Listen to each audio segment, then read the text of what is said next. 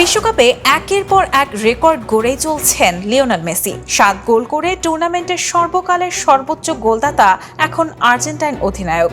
দুর্দান্ত এই পারফরমেন্সের পর আবারও সামনে এসেছে একটি প্রশ্ন, আর্জেন্টিনা যদি টানা দ্বিতীয়বার বিশ্বকাপ জেতে তাহলে কি ইতিহাসের প্রথম ফুটবলার হিসেবে নবম ব্যালন ডি'অরও উঠবে মেসির হাতেই?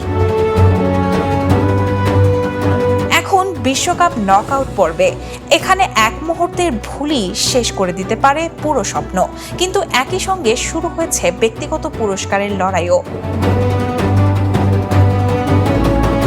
ইতিহাস বলছে বিশ্বকাপ জিতলেই ব্যালন ডি'অর নিশ্চিত নয়। আগে ববি চার্লটন, পাওলো রসি আর লোথার ম্যাথিউস একই বছরে 2টা অর্জন করেছিলেন। পরে জিদান, রোনালদো নাজারিও আর কানাভারাও সেই তালিকায় যোগ দেন। 2010, 2014 আর 2018 প্রতিবারই বিশ্বকাপ আর ব্যালন ডি'অর আলাদা খেলোয়াড়দের হাতে গেছে, কিন্তু 2023 সালে আবার ইতিহাস লেখেন মেসি, জেতেন 8ম ব্যালন ডি'অর। এবার তার প্রতিদ্বন্দ্বী এমবাপ্পে, দেমবেলে, কেইন আর ভিনিসিয়াস। তাই শুধু বিশ্বকাপ নয়, পুরো মৌসুমের পারফরমেন্সই ঠিক করবে এবারের ব্যালন ডি'অর যাবে কার ঝুলিতে। Rehana moon, the news.